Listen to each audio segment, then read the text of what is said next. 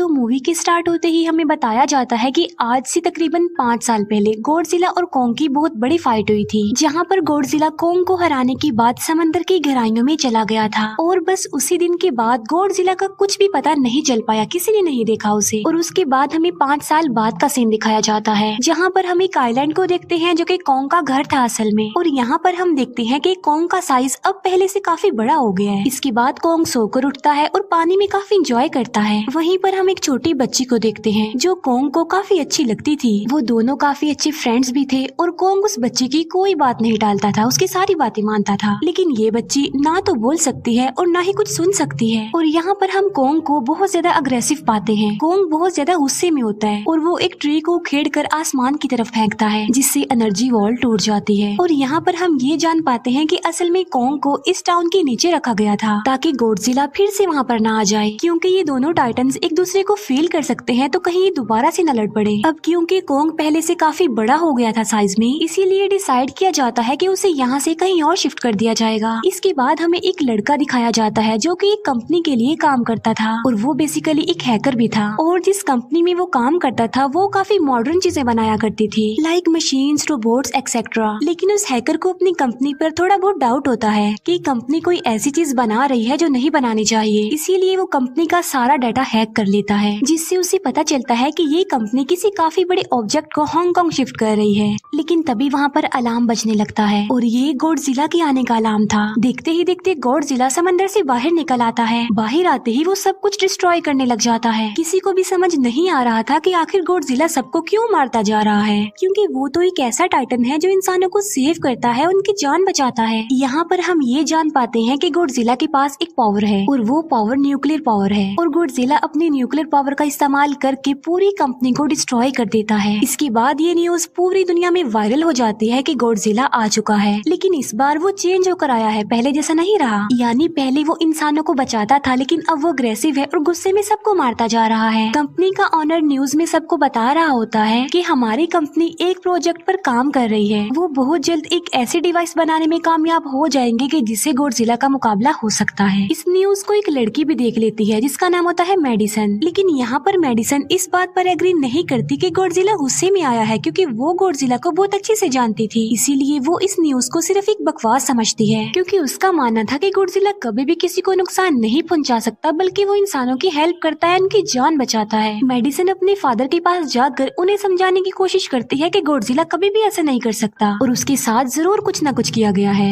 लेकिन मेडिसन के फादर उसे समझाने की कोशिश करते हैं कि देखो बेटा, ये सारी क्रिएचर्स, ये सारे टाइटन्स इंसानों की तरह ही होते हैं, यानी इनका मूड चेंज हो सकता है। अब देखो गॉडजिला भी चेंज हो गया है और वो इंसानों को मारता जा रहा है। इसके बाद मेडिसन वहाँ से चली जाती है और वो उस हैकर की ऑनलाइन ऑडियो सुनती है। वो हैकर असल में गॉडजिला के बारे में एक ऑनलाइन ऑडियो अपलोड करता है। यहाँ पर मेडिसन डिसाइड करती है कि वो जाकर उस हैकर से मिलेगी और जाकर उससे सारी बात पूछेगी कि आखिर ये चक्कर किया है, गॉडजिला अग्रेसिव क्यों हो गया है और उसने उस कंपनी को क्यों डिस्ट्रॉय किया। इसके बाद कंपनी का ऑनर एक सीनियर डॉक्टर नेथन से जाकर मिलता है। डॉक्टर नेथन असल में एक साइंटिस्ट भी होते हैं। कंपनी का ऑनर डॉक्टर नेथन को बताता है कि आपका जो कॉन्सेप्ट था हॉलो अर्थ वाला, वो बिल्कुल सही था और ये वो जगह थी जहाँ पर टाइटन्स पैदा होते हैं। असल में डॉक्टर नेथन ने एक बुक लिखी थी जिसमें उन्होंने लिखा था कि जमीन के अंदर एक और जमीन भी है जिसका नाम हॉलो अर्थ है। ये छुपी हुई है और किसी को नजर नहीं आती और असल में ये अर्थ टाइटन्स की एनर्जी का सोर्स है। वहीं पर कंपनी का ऑनर डॉक्टर नेथन को एक और आदमी से भी मिलवाता है। कंपनी का ऑनर डॉक्टर नेथन को बताता है कि हमने हॉलो अर्थ के अंदर ही एनर्जी का एक सोर्स ढूंढ लिया है। अब यहाँ पर हम ये बात तो जानते नहीं कि हॉलो अर्थ आखिर एग्जिस्ट कहाँ पर करती है। हॉलो अर्थ असल में हमारी जमीन के नीचे है और जिस तरह हम सूरज से एनर्जी लेते हैं और सेम उसी तरह हॉलो अर्थ में एक एनर्जी सोर्स है जिससे ये सारे टाइटन्स एनर्जी लेते हैं। और अगर ये लोग उस एनर्जी सोर्स को ढूंढने में कामयाब हो गए तो ये गॉडजिला का मुकाबला भी कर पाएंगे।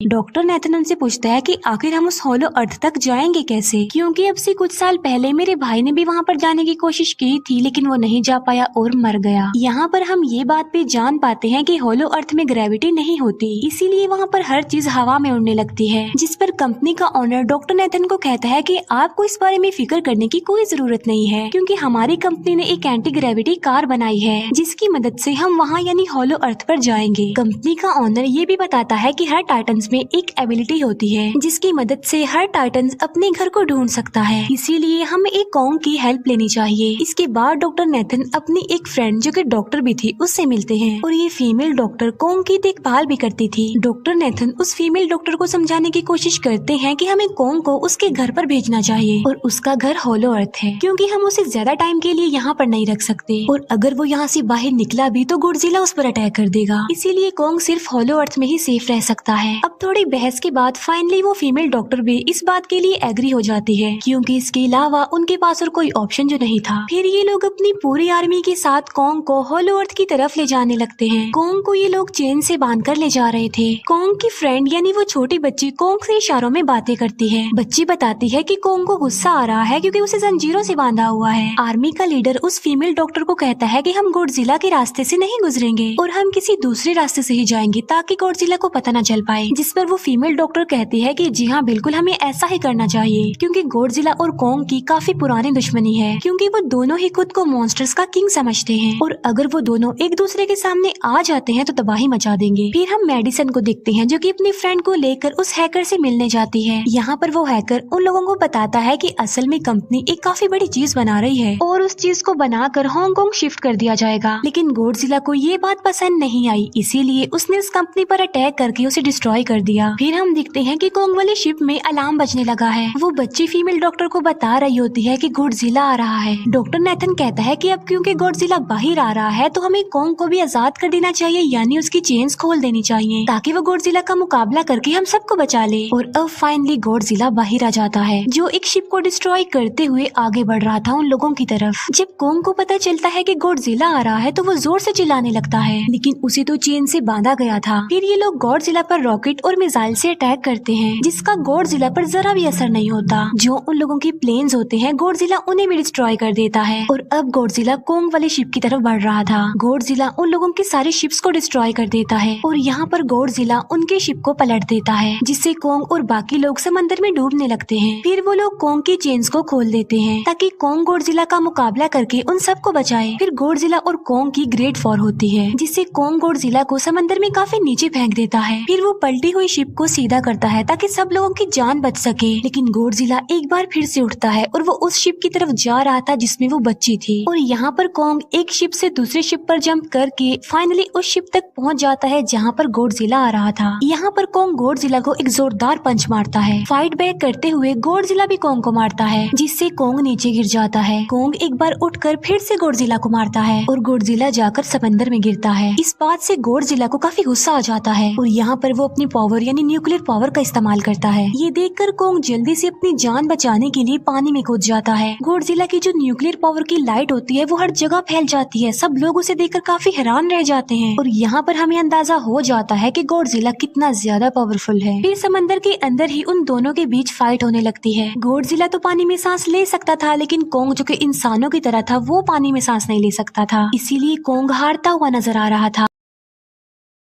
फिर गॉडजिला कॉन्ग को मारने के लिए उसे समंदर की गहराइयों में लेकर जा रहा होता है। वो फीमेल डॉक्टर कहती है कि हमें जल्द से जल्द कॉन्ग की हेल्प करनी चाहिए वरना गॉडजिला उसे मार डालेगा। फिर ये बहुत सारे मिसाइल को समंदर में ब्लास्ट कर देते हैं जिससे होता ये है कि कॉन्ग अपनी जान बचाने के लिए बाहर आ जाता है। फिर डॉक्टर नेथन ऑर्डर देते हैं कि सब कुछ ऑफ कर दो, सारे इंजन सारी मशीन को शट डाउन कर दो ताकि गॉडजिला ये समझे कि हम लोग हार चुके हैं और मर चुके हैं। और तब ये लोग सारी चीजों को शट डाउन कर देते हैं। तब गॉडजिला कॉन्ग को गुस्से में देखता है और फिर वहाँ से चला जाता है। फीमेल डॉक्टर कहती है कि अगर हम आगे बढ़े तो गॉडजिला हमें फिर से फेल करके हम लोगों पर अटैक कर देगा, तो अब हम कैसे आगे बढ़े और हम कॉन्ग को कैसे ले जाएंगे। जिस पर डॉक्टर नेथन कहते हैं कि हम कॉन्ग को उड़ा कर लेकर जाएंगे। दूसरी तरफ हम देखते हैं कि मेडिसन अपने फ्रेंड्स के साथ उस कंपनी में घुस गई है ये चेक करने के लिए कि आखिर ये कंपनी कौन सी चीज बना रही है जिस पर गॉडजिला को गुस्सा आया और उसने अटैक कर दिया। वहाँ पर उन लोगों को एक काफी बड़े एनिमल के अंडे भी मिलते हैं और फिर जैसे ही उन लोगों को अंडे मिलते हैं उनका डोर लॉक्ड हो जाता है। असल में जहाँ ये लॉक्ड हो जाते हैं वो एक मशीन होती है जो इन लोगों को अंडों समेत काफी तेजी से हांगकांग लेकर जा रही थी। फिर हम देखते हैं कि हेलीकॉप्टर्स के जरिए पूरी आर्मी कॉन्ग को होलो अर्थ के पास पहुंचाने में कामयाब हो जाती है। वो लोग कॉन्ग को कहते हैं कि वो होलो अर्थ वाली केव में चला जाए, लेकिन कॉन्ग वहाँ पर जाने के लिए इनकार कर देता है। फिर ये लोग डिसाइड करते हैं कि वो उस बच्ची के थ्रू कॉन्ग को कहेंगे कि वो वहाँ पर चला जाए, क्योंकि कॉन्ग उस बच्ची की कोई बात नहीं टालता था। साथ में कॉन्ग को ये भी कहा जाएगा कि आपकी फैमिली भी वहाँ पर है, आप जैसे और भी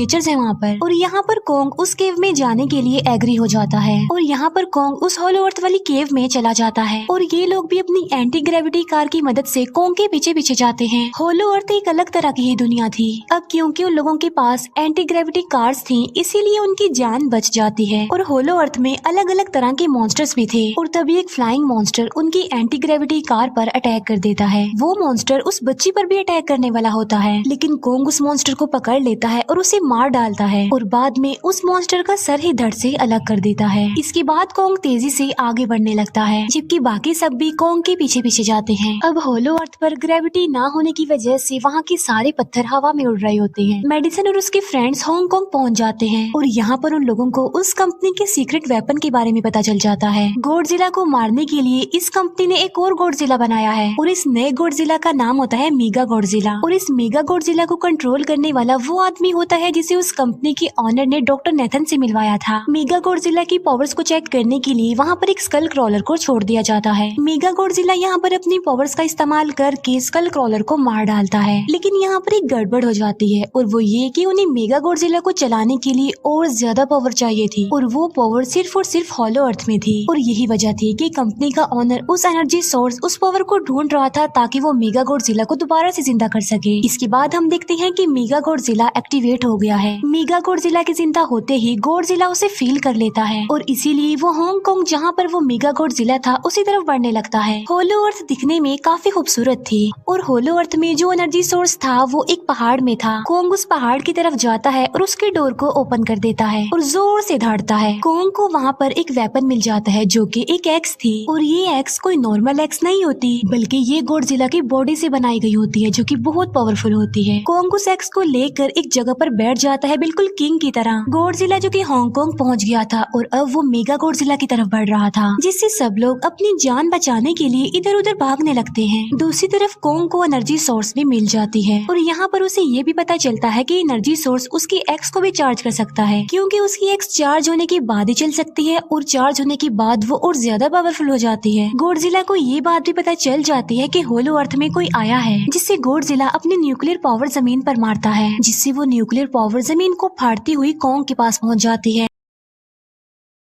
कंपनी की एक फीमेल ऑनर उन लोगों के साथ ट्रेक करती है। वो इस एनर्जी का थोड़ा सा सैंपल अपनी कंपनी के पास भेज देती है ताकि वो लोग मेगा गॉडजिला को एक्टिवेट कर दें। हालांकि फीमेल डॉक्टर उसे ऐसा करने से मना करती है लेकिन वो उसकी एक नहीं सुनती और जब उस लड़की को रियलाइज होता है कि यहाँ पर गॉडजिला भी आने वाला है तो वो वहाँ से भागने लगती है लेकिन तभी कोंग उसकी कार को पकड़कर उसे डिस्ट्रॉय कर देता है। कोंग अपना एक्स लेकर गॉडजिला से लड़ने के लिए तैयार हो जाता है क्योंकि इस न्यूक्लियर पावर के जरिए गॉडजिला ने कोंग को लड़ने का इशारा दिया था। फिर कोंग वहाँ से भागते हुए हांगकांग आ जाता है। कोंग गॉडजिला पर अटैक करता है लेकिन बाय मिस्टेक उसकी वो एक्स एक बिल्डिंग में फंस जाती है और मौके का फायदा उठाकर गॉडजिला कोंग को नीचे गिरा देता है और यहाँ पर इन दोनों के बीच जबरदस्त फाइट होती है। गॉडजिला कई बार अपनी न्यूक्लियर पावर का इस्तेमाल करके कोंग को मारने की कोशिश करता है लेकिन कोंग बहादुरी से मुकाबला करते हुए हर बार बच जाता है। फिर कोंग अपनी एक्स से गॉडजिला पर अटैक करके उसे इंजर्ड कर देता है जिससे गॉडजिला को गुस्सा आ जाता है और वो अपनी न्यूक्लियर पावर का इस्तेमाल करके कोंग को दूर फेंकता है लेकिन कोंग अपनी एक्स की मदद से उस पावर को अपनी तरफ आने से रोक देता है। इन दोनों के बीच काफी देर तक फाइट चलती रहती है। अब क्योंकि गॉडजिला काफी ज्यादा पावरफुल था इसीलिए कोंग हारता हुआ नजर आ रहा था। गॉडजिला कोंग को इंजर्ड करके वहीं पर फेंक देता है और उसकी चेस्ट पर पैर रख के जोर से धाड़ने लगता है। उसे देखकर कोंग भी जोर से धाड़ने लगता है और तभी गॉडजिला कोंग को छोड़कर वहाँ से जाने लगता है। हम देखते हैं कि कंपनी के ऑनर को वो एनर्जी सोर्स मिल चुका था जिसके जरिए वो मेगा गॉडजिला को जगा दे। यहाँ पर हमें पता चलता है कि मेगा गॉडजिला से काफी पावरफुल है और उससे साइज में काफी बड़ा भी है लेकिन यहाँ पर मेगा गॉडजिला सब कुछ अपने कंट्रोल में कर लेता है। इसीलिए मेगा गॉडजिला सबसे पहले कंपनी के ऑनर को मारता है और बाद में उसके असिस्टेंट को भी मार डालता है। फिर मेगा गॉडजिला दीवार को फाड़ते हुए बाहर आ जाता है। गॉडजिला जब मेगा गॉडजिला को देखता है तो वो उससे लड़ने के लिए आगे बढ़ता है और उन दोनों के बीच काफी फाइट होती है। अब क्योंकि मेगा गॉडजिला काफी पावरफुल था इसीलिए गॉडजिला हारता हुआ नजर आ रहा था। मेगा गॉडजिला को बहुत ज्यादा मारता है और उसे नीचे गिरा देता है। मेडिसन और वो हैकर मेगा गॉडजिला की पावर्स को ऑफ करने की कोशिश करते हैं, लेकिन वहाँ पर सारी मशीन्स में कोड्स लगे हुए थे। दूसरी तरफ हमें कॉन्ग दिखाया जाता है जो कि लड़ने की वजह से काफी इंजर्ड हो गया था और उसकी हालत काफी खराब थी और वो ऑलमोस्ट मरने ही वाला था। वो बच्ची कॉन्ग की हार्ट बीट सुनती है तो सबको बताती है कि कॉन्ग की हार्ट बीट आहिस्ता आहिस्ता कम होती जा रही है, जिस पर डॉक्टर नेथन कहते हैं कि हमें कॉन्ग को बचाने के लिए उसे एक काफी बड़ा इलेक्ट्रिक शॉक देना होगा और ये लोग कॉन्ग को शॉक उसी एंटी ग्रेविटी कार से देते हैं, जिससे कॉन्ग को काफी बड़ा झटका लगता है और वो दोबारा से उठकर खड़ा हो जाता है। वो बच्ची इशारों में कॉन्ग को कहती है कि देखो गॉडजिला हमारा दुश्मन नहीं है, वो हमारा फ्रेंड है, इसीलिए जाओ और उसकी हेल्प करो। तब कॉन्ग गॉडजिला को बचाने के लिए चला जाता है। मेगा गॉडजिला अपनी न्यूक्लियर पावर का इस्तेमाल करके गॉडजिला को बस मारने ही वाला होता है कि तभी वहाँ पर कॉन्ग आ जाता है और कॉन्ग यहाँ पर गॉडजिला को बचा लेता है। गॉडजिला फौरन समझ जाता है कि मुझे और कॉन्ग को साथ मिलकर लड़ना चाहिए, लेकिन मेगा गॉडजिला इतना ज्यादा पावरफुल था कि वो इन दोनों पर भारी पड़ रहा था। कॉन्ग को अपनी एक्स नजर आती है, लेकिन मुसीबत की बात तो ये है कि वो चार्ज नहीं होती, लेकिन कॉन्ग फिर भी उस एक्स से मेगा गॉडजिला पर अटैक कर देता है।